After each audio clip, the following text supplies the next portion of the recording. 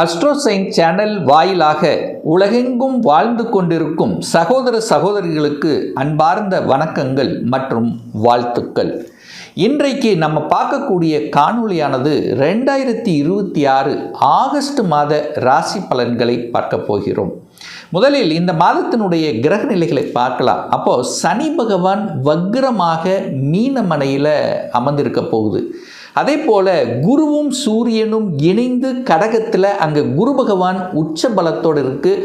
சூரியன் பார்த்திங்கன்னா இந்த மாதம் ஆகஸ்ட் மாதம் 17ஆம் தேதி ஆட்சி பலத்தோட சிம்மமனையில் அமர்ந்து கொண்டு தன்னுடைய பலனை கொடுக்க போகுது.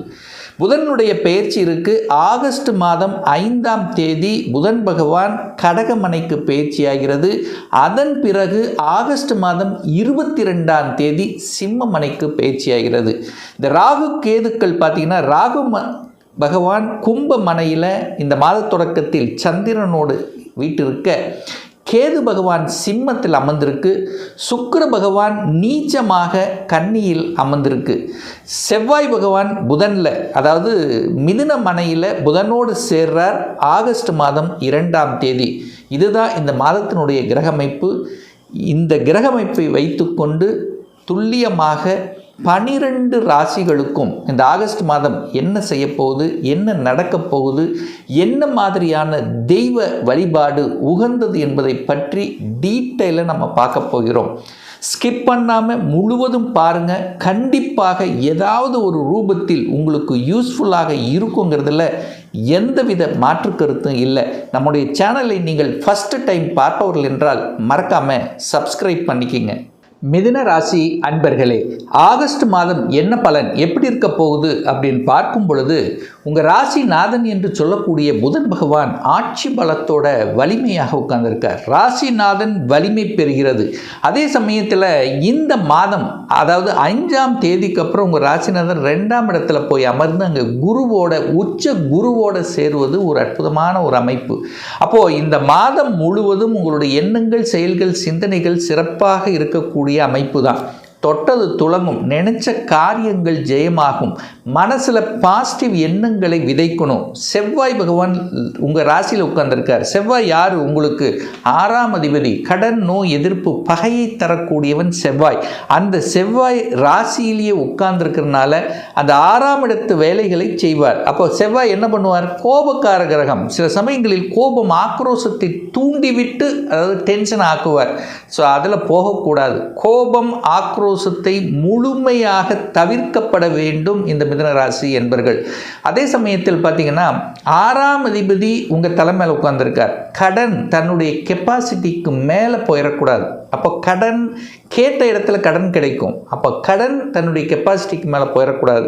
ஹெல்த் சார்ந்த விஷயத்திலும் கொஞ்சம் அக்கறை எடுத்துக்கொள்ள வேண்டும் என்பதையும் ஞாபகத்தில் வைத்துக் கொள்ளுங்கள். ஏன்னா 6ஆம் அதிபதி உங்கள் ராசியிலேயே உட்கார்ந்துருக்கார். அப்போ ஹெல்த் சார்ந்த விஷயங்கள் அக்கறை எடுத்துக்கணும். சரியான உணவு பழக்கங்கள், உடற்பயிற்சி அப்படிங்கிறது ரொம்ப முக்கியம் மிதுன ராசி அன்பர்கள். பட் செவ்வாய் இருக்கிறதுனால வேகமாக, விரைவாக, சுறுசுறுப்போட, தன்னம்பிக்கையோடு செயல்படக்கூடிய அமைப்புகள் பெரிய மனிதர்களின் தொடர்புகள் கண்டிப்பாக ஏற்படுத்தும். ஏன்னா உங்கள் ராசிநாதனோட சூரியன் இணையப் போகிறார். அப்போ நிச்சயமாக குருவும் அங்கே இருக்க போகுது. முயற்சியால் பலிதமாகக்கூடிய தன்மை, அதாவது கொஞ்சம் அலைச்சல், திருச்சல், டென்ஷன், ப்ரெஷரை கொடுத்தாலும் இறுதியில் வெற்றி என்பது கன்ஃபார்ம் இந்த மிதுன ராசி அன்பர்களுக்கு. சார், குடும்பம் சார்ந்த விஷயம், தனம் சார்ந்த விஷயம், வாக்கு சம்பந்தப்பட்ட விஷயங்கள் எப்படி இருக்கும் அப்படின்னு பார்க்கும் பொழுது 2ஆம் இடத்தில் குரு பகவான் உச்சமாக உட்கார்ந்திருக்கார். தனக்காரக கிரகம் வலிமை பெறுகின்ற ஒரு மாதம். அப்போ என்ன ஆக போகுது? பொருளாதார மேன்மையை கண்டிப்பாக கொடுக்கும். உங்களுடைய எண்ணங்கள், செயல்கள், சிந்தனைகள் எல்லாம் பொருளாதாரத்தை எப்படி அபிவிருத்தி செய்வது, எப்படி வளர்ப்பது என்கின்ற நாட்டம், எண்ணம், உணர்வு கண்டிப்பாக உண்டு. ஏன்னா நீங்கள் 2ஆம் இடத்தில் உட்கார்ந்துருக்க போகிறீங்க. 10ஆம் அதிபதி 2ஆம் இடத்தில் இருக்கார். அப்போ தொழில், தனம் கனெக்ட் ஆகுது. அப்போ தனம் தொழிலில் இன்வெஸ்ட் பண்ணுறது அல்லது தொழில் மூலமாக தனத்தை பெருக்குவது. ஸோ இந்த மாதிரியான விஷயங்களில் கண்டிப்பாக உண்டு. 3ஆம் அதிபதி அங்கே இருக்கிறதுனால முயற்சியால் வெற்றி. தன்னம்பிக்கைக்கார கிரகம் உங்களோட சேர்றார். அப்போ தன்னம்பிக்கை கிடைக்கும், எதையும் சாதிக்கலாம், எதையும் செய்யலாம் என்கின்ற உத்வேகத்துடன் செயல்படக்கூடிய தன்மை இந்த மாதம் மிதுனத்துக்கு நிச்சயமாக உருவாக்கும். பொதுவாகவே இந்த மிதுனராசி என்பவர்கள் புதனுடைய ஆதிக்கத்தில் பிறந்தவர்கள். கரெக்டா? அறிவாளிகள், புத்திசாலிகள், எல்லா விஷயத்தையும் எல்லா நுணுக்கத்தையும் கற்று தேர்ந்தவர்களாக எந்த டாபிக் கொடுத்தாலும் அதில் ஒரு அறிவுங்கிறது உங்களுக்கு இருக்கும். ஸோ எல்லாத்தையும் தெரிந்து வைத்து கொள்ளக்கூடியவர்கள். உங்களை அவ்வளோ சீக்கிரம் ஏமாத்திட முடியாது அப்படிங்கிறது தான் இந்த இடத்துல சொல்ல வர. ஆனால் கோபம், ஆக்ரோஷம் மட்டும் இந்த மாதம் கூடவே கூடாது. 4ஆம் இடம் என்பது சுகஸ்தானம். அங்கே போய் சுக்கிரன் உட்கார்ந்துருக்கார். உங்கள் சுகத்தை பெருக்கிக் கொள்ளக்கூடிய ஆர்வம் அவங்கிறது கண்டிப்பாக ஏற்படுத்தும். சார் 4ஆம் இடத்துல சுக்கிரன் நீச்சமாகிறாரே, அப்போது சுக்கிரன் வலு குறைகிறார் அப்படின்னாலும் மிதுனத்துக்கு 4ஆம் இடம் சுக்கிரன் திக்பலம் அடையக்கூடிய இடம். அதனால் நீங்கள் கவலைப்பட வேண்டிய அவசியமில்லை. சுகஸ்தானத்தை வலுப்படுத்தக்கூடிய சந்தர்ப்ப சூழ்நிலையை உருவாக்கும். சுக்கிரன் அண்ணா வீடு, அழகு, கலை. அந்த சுக்கிரன்னா வண்டி, வாகனம், காரக கிரகம் அல்லவா? அந்த 4ஆம் இடத்துல இருக்கிறதுனால நிறைய பேர் அந்த வண்டி பழசாயிடுச்சு, புதுசாக மாற்றிடலாம், புதிய வாகனங்களை வாங்கலாம் அப்படிங்கிற எண்ணங்களை கண்டிப்பாக கொடுக்கும். வாங்குறீங்களோ இல்லையோ அதை பற்றிய சிந்தனைகள், அதை பற்றிய டிஸ்கஷன் உங்கள் குடும்பத்தில் கண்டிப்பாக இருக்குங்கிறதுல மாற்று கருத்து கிடையாது. சார் வீட்டை மாற்றணும்னு நினைக்கிறேன், ஆல்ட்ரு பண்ணணும்னு நினைக்கிறேன், தாராளமாக செய்யலாம். சார் வாங்கலாமா, வாங்குவதற்குண்டான யோகம் இருக்கா இந்த மாதம்? கண்டிப்பாக இருக்குது. ஏன்னா 4ஆம் இடத்துல தான் சுக்கிரன் உட்கார்ந்துருக்கார். அப்போது நீச்சமாக இருந்தாலும் திக்பலத்தோடு இருக்கார். அதனால் கண்டிப்பாக இடம், வீடு இதெல்லாம் வாங்கக்கூடிய அமைப்பு இந்த மாதம் பிரமாதமாகவே இருக்கிறது மிதுனராசி அன்பர்களுக்கு. 5ஆம் இடம், அதாவது குழந்தைகளை பற்றி குறிக்கக்கூடிய, அதை பற்றி சொல்லக்கூடிய இடம் 5ஆம் இடம். அந்த 5ஆம் இடம் தனக்கு 12இல் போய் உட்கார்ந்துருக்கார். அப்போ 5க்குரியவன் அந்த இடத்துல நீச்சமாக இருக்கார். அப்போ குழந்தையை பற்றி ஒரு சின்ன வருத்தம் என்கிறது இருக்கும்.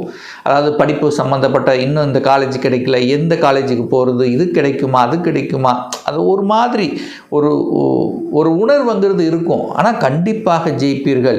குழந்தை காரக கிரகமான குரு பகவான் உச்சமாக குடும்பஸ்தானத்தில் உட்கார்ந்து சூரியனோட இருக்கின்ற காரணத்தால் கண்டிப்பாக ஊரை விட்டு வெளியே அரசு சார்ந்த விஷயங்கள், அதிகாரம், இந்த மாதிரி அல்லது இந்த ஸ்டேட் விட்டு அடுத்த ஸ்டேட் போகக்கூடிய தன்மை, அல்லது டிஸ்ட்ரிக்ட் விட்டு டிஸ்ட்ரிக்ட் போகக்கூடிய தன்மை, அங்கே படிப்பதற்கு உண்டான வாய்ப்புகள், சந்தர்ப்பங்கள், இது எல்லாமே பிரமாதமாக இருக்குது. அப்போ படிப்பதற்கு இது கிடைக்குமா கிடைக்காதா அப்படிங்கிற அந்த உணர்வோடு தான் இருக்குமே ஒழிய எண்ட் ரிசல்ட் வெற்றி தான். நீங்கள் நினச்ச கோர்ஸ், நினச்ச காலேஜ் கிடைக்கக்கூடிய அமைப்புகள், சந்தர்ப்பங்கள் இந்த மாதம் முழு திருப்தியாக இருக்கிறது இந்த மிதுன ராசி அன்பர்களுக்கு.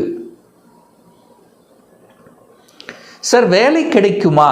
இதுதான் மெயின். 6ஆம் இடம் வேலையை குறிக்கக்கூடிய இடம். உங்கள் ராசியிலே உட்கார்ந்துருக்கார். அப்போ வேலையை பற்றி சிந்தனை, வேலையை தேடுவது, அந்த வேலை கிடைக்குமான்னா கண்டிப்பாக 6ஆம் இடத்தை குரு பார்க்குறார். 10ஆம் அதிபதி 6ஆம் இடத்தை பார்க்குறார். அப்போ கண்டிப்பாக வேலை மாற்றம், உத்தியோக மாற்றம், இந்த மாதிரி மாற்றத்துக்கு நினைத்து கொண்டு இருக்கின்றவர்கள், அதை செயல்படுத்தக்கூடிய அந்த தன்மையில் இருக்கின்றவர்களுக்கெல்லாம் இது சாதகமாகத்தான் இருக்கிறது. அப்போ மாறிக்கலாம், இடமாற்றம் கிடைக்கும், ப்ரமோஷன் கிடைக்கக்கூடிய அமைப்புகள், இதெல்லாமே நல்லபடியாக இருக்கிறது இந்த மிதுன ராசி அன்பர்களுக்கு. 7ஆம் அதிபதி உச்சமாக இருக்கிறார்.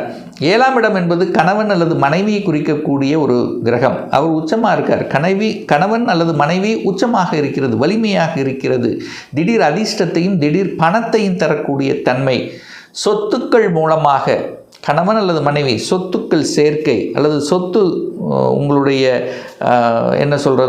உங்களுடைய பூர்வீக சொத்துக்கள் கிடைப்பதற்கான வாய்ப்புகள், அல்லது வேலை மாற்றங்கள், செட்டில் ஆகலைன்னா செட்டில் ஆகக்கூடிய அமைப்புகள், சந்தர்ப்பங்கள் இதெல்லாமே நல்லபடியாக இருக்கிறது.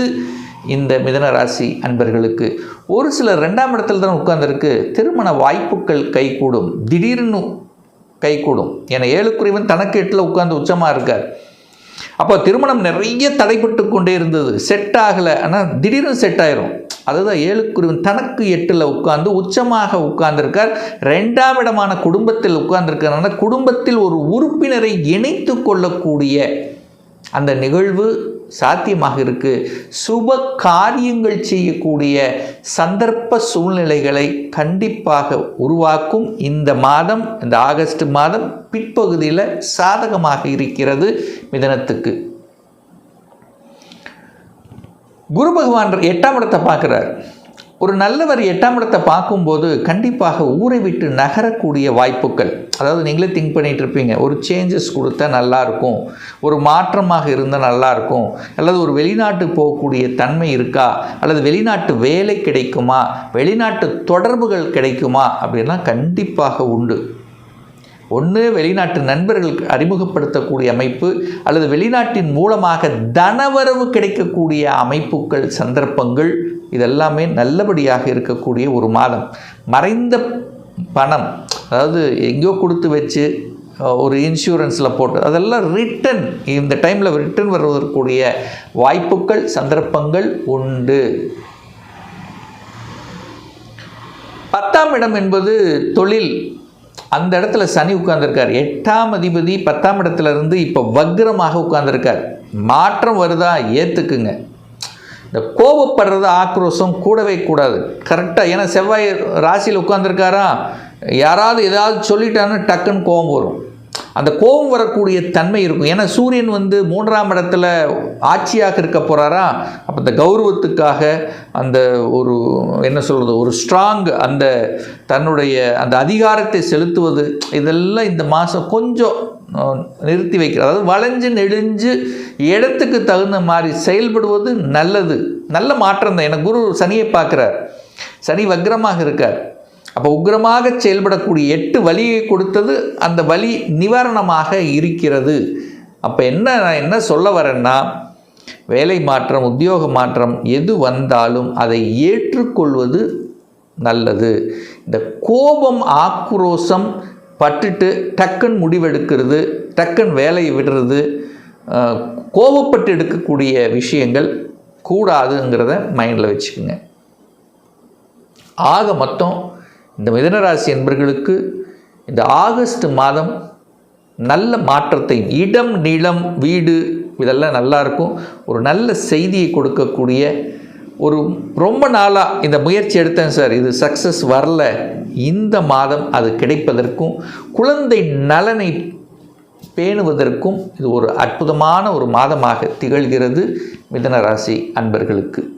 இப்போ நான் சொன்னது கோச்சார ரீதியாக இந்த ஆகஸ்ட் மாதத்துக்குரிய ஒரு பொதுவான பலன்கள். இந்த ராசி நட்சத்திரத்தில் பார்த்தீங்கன்னா பல கோடிக்கணக்கான பேர் இருப்பீங்க. எல்லாருக்கும் ஒரே பலன்னா கண்டிப்பாக இல்லை. ஏன்னா ஒவ்வொருத்தரும் டிஃப்ரெண்ட். ஒவ்வொருத்தருடைய ஜாதக அமைப்புகளும் மாறுபடும், தசாபுத்திகளும் மாறுபடும், அதற்கு தகுந்த மாதிரி பலனும் மாறுபடும். இந்த பொதுவான பலன்களை குறைஞ்சது ஒரு 3 மாதத்துக்கு கண்டினியூஸாக பாருங்கள். இதில் ஏதாவது கரெக்டாக நடக்கலைன்னா உங்களுடைய ஜாதகத்தில் இப்போ தசாநாதன் அல்லது புத்திநாதன் 6, 8, 12ஆம் அதிபதியோட கண்டிப்பாக கலந்திருக்கும், மிக்ஸாக இருக்கும். ஒரு துல்லிய பலன் வேணும். இந்த 2026 என்ன நடக்க போகுது? தொழில் மாற்றம் உண்டா?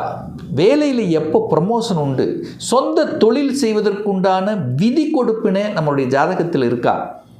திருமணம் தடைப்பட்டு கொண்டே இருக்கிறது. எப்போ சார் திருமணம் நடக்கும்?